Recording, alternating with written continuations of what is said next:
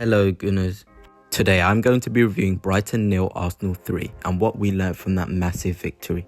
It feels like every week I'm talking about how good our defensive, but today we saw another clinic from Gabriel, Saliba, White and Raya. To be able to keep this Brighton team under 1 XG is ridiculous with the amount of attacking talent they have.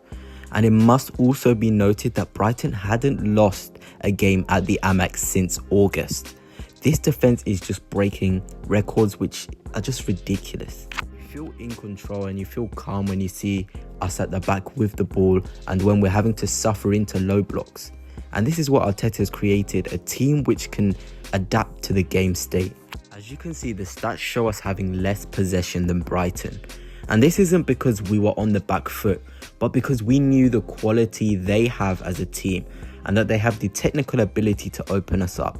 So Arteta made sure we sat in a low mid block, so we didn't give them a sniff. And sometimes you have to show this respect to the opposition, and you have to suffer defensively to come away with victories. Last season, we showed so much immaturity on the ball against certain oppositions. Like when Brighton came to the Emirates, they had a lot of the ball, and that wasn't because we had a plan to sit back and suck all of the pressure in, but because we just did not know how to stop them. The game essentially today was played in two phases, us on the transition and us in a mid-block, low block. And Brighton didn't know how to deal with us. Pep Guardiola famously said that De Zerbi's Brighton were one of the best teams in the build-up. And with all due respect to them, I think they were really good at passing through our press. And this is where I think Mikel Arteta adapted at halftime. He said, when we lose the ball, let's not go chasing for it, but let's rather sit in a mid or low block. And again, it's this adaptability of this new Arsenal team. And this is the sort of thing we need if we want to go and win every single game left to lift the title. Another record which was broken today was David Raya being the first ever Spanish goalkeeper to keep a clean sheet in 5 consecutive Premier League away games. And this helps him on his road to the Golden Glove. And I feel like David Raya deserves a lot more respect than he gets. Yes, he has a really solid defense in front of him, which means he doesn't have to make as many saves as a goalkeeper would normally have to make. But I feel like he contributes massively to this team. There was a couple of instances today where he played a defense splitting ball into the midfield or over the top, and it caused real problems for Brighton. And there's also times where he switched it out onto the wing to either Zinchenko or Ben White, bypassing the Brighton press. And it's these things that don't really go onto the stats board, which go unnoticed. There was also a brilliant save he made before half-time today, and it's gone a bit unnoticed because I think it was crucial. Imagine if Brighton had equalised just before half-time, they would have had all the momentum coming into the second half. And it was no easy save either. He really had to stretch for it. And this is what you need from your number one when they're called into action, which may not be many times in a match. They need to deliver. We've seen Alisson do it countless times for Liverpool, and seeing David Raya do it for us is crucial, especially in this run-in. Next up, I think it's only right to talk about Bukayo Saka, who has been injured in the past few games. He even said in an interview with Sky Sports that he was a major doubt for the game against Brighton. But just his mentality and the way he applies himself is absolutely incredible. To come out there and put a performance like that is what you love to see. And it's this mentality which Arteta really wants to see from his players, to give 100% for the badge. And Bukayo knows we haven't got as much quality in his area. So having him willing to put himself at risk, even with a massive Champions League game on Tuesday, most players would have potentially pulled out of today just so they can be fit for that one. But Bukayo was ready and he contributed massively. He had one chance in the first half which he would be disappointed not to score, but when he got the penalty he was emphatic. And his penalties ever since West Ham away when he missed have been really good.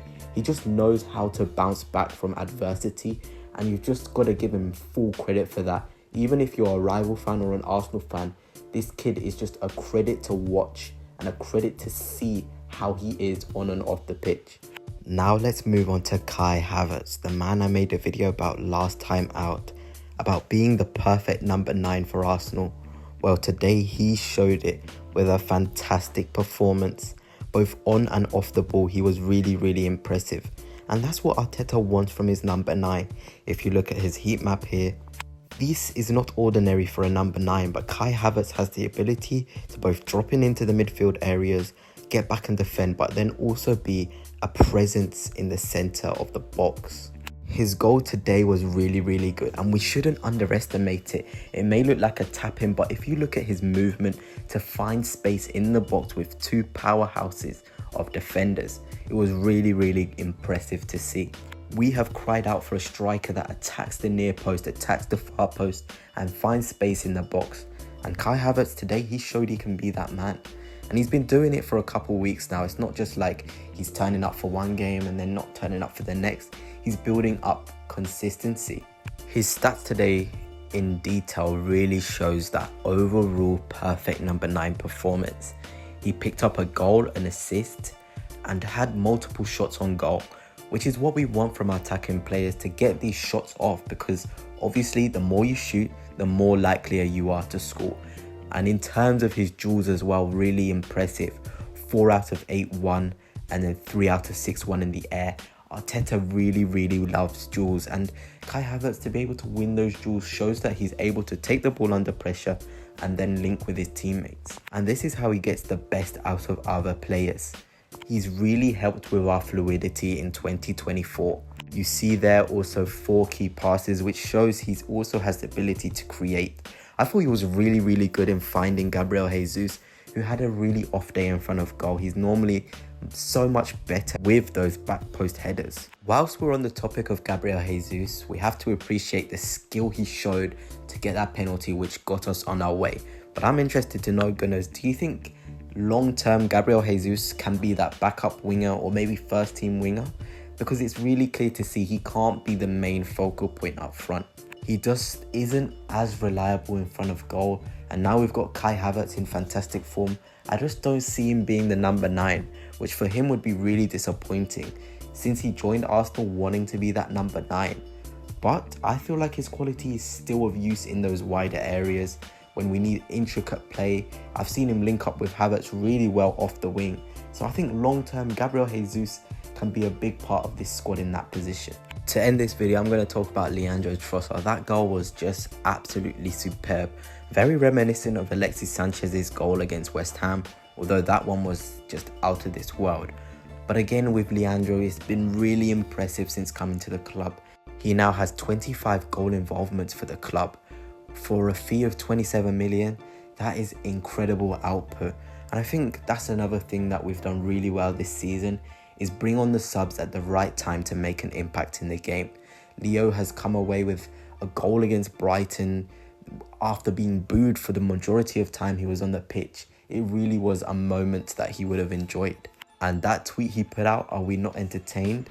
I think that really caps off the whole display against Brighton. Very entertaining, from the defensive play to the midfield play to the attacking play. It was very entertaining and enjoyable for us Arsenal fans.